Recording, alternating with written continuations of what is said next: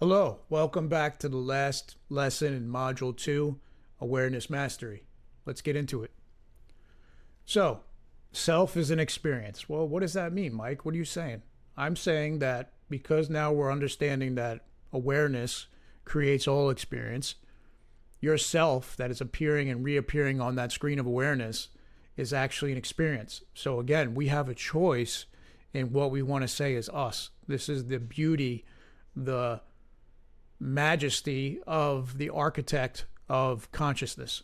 The fact that everything is a choice when it comes to our mind. So let's go. We are so quick.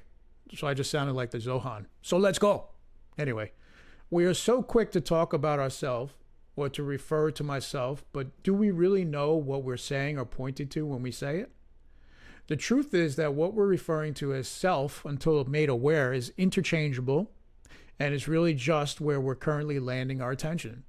Are you seeing that now? Now that we're breaking down our mental reality as basically a screen and things are coming, they're on the screen, and then they're gone. They're coming, they're on the screen, and then they're gone. And depending on the importance we give at this point in our belief system is how long they're going to stay.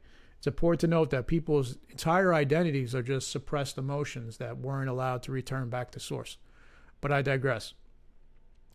The truth is, what we're referring to as self is interchangeable. Since we're determining our reality from our beliefs, and there is always an aspect of perception that is quote unquote untouched, then that means that self is actually an experience.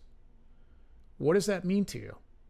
Are you really understanding that? This is why we brought up memory earlier, and we'll talk about it again in the next module, which is the identity module. But are you seeing the importance of knowing that? That there's an aspect of you that is always untouched by your history. Okay, so since this is the truth of how perception is happening, it means the subject and object relationship, or the seer and what is seen. This means that no matter what we determine as ourself in the current moment is not the deepest truth of who or what we are. And this is why life can be compared to a dream, or what's been called Maya. Let's see that in instant replay. It means that no matter what we determine is ourself in the current moment, because depending on who you're with, what environments you're in, what you're thinking, feeling, emoting at that time, you will deploy different identities or characters that you've invented. And I'm staring you straight in the face and telling you that you and most people have become a chameleon and are under this societal mind control. And that's what being a being of authenticity is all about, is being authentic no matter what situation, people, places, and things you find yourself in. That is sovereignty or sovereignty. That is true freedom. And we're going to help you get there. So there's an aspect of you that's untouched, can be compared to a dream. But you are learning now that you're the dream master. As discussed earlier, any image or label you can create and then project is always on top of or created on your screen of awareness. This makes the self more like a verb than a noun.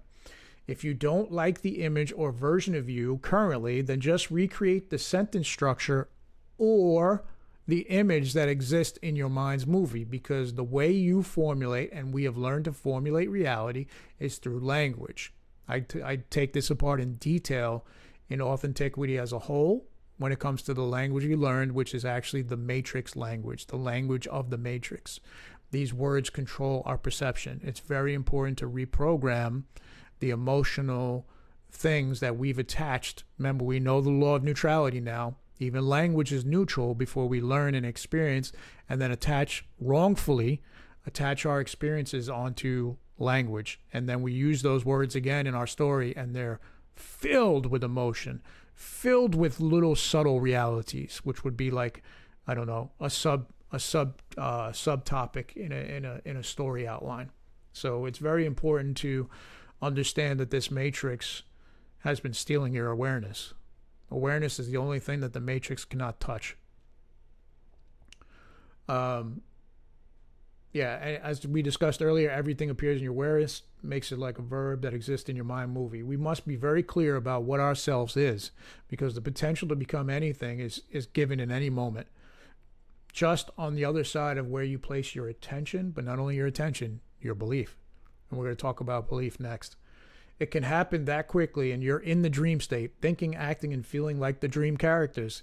You have dreamed up and repeated over and over until the laws of this universe, which you now know, repetition, momentum, cause and effect, excuse me, that's what's causing it to be rebirthed over and over again in the infinite moment that is now. Now. Now. Knowing this is the key to stopping the wrongful identification with things or objects of your perception that are just passing through your awareness. Passing through. There it is. I'm here. I'm here. I'm here. It's gone. I'm still here. In the next module, we would take a deep dive into identity itself and see which identity is just repeated. Anything you repeated becomes identity. That's what I want you to understand briefly. And see why the identity that morphs and changes to escape pain, whether emotional or physical, is an outdated way, like Windows 6, of being that has served its purpose of cracking wide open our psyche, that a profound transformation will occur. You see, you understand the laws are working in your favor. Just like the universe is constantly adapting and evolving, just like they're finding some organism now that eats plastic in the ocean. The universe is adapting and it's going to overcome. But are you ready to evolve? That's my question. It depends on how sick and tired you are of being sick and tired, which in the 8 levels of mind is one of the levels of mind that our minds can be stuck at when not knowing its awareness. But here in this short mini course, I just want you to understand, as we're closing our introduction and explanation of awareness, I want you to understand it's offering you evolution. There's going to be a lot of questions that are going to come up when you start to reach for this awareness or stay anchored in it more. And a lot of that has to do with some of the worthiness programs that the Matrix has programmed into us, almost like an injection.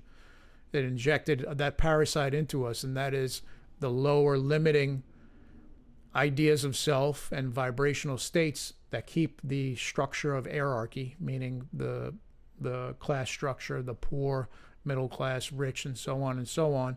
It's really just the results of a mental identity. I'll see you in the next one.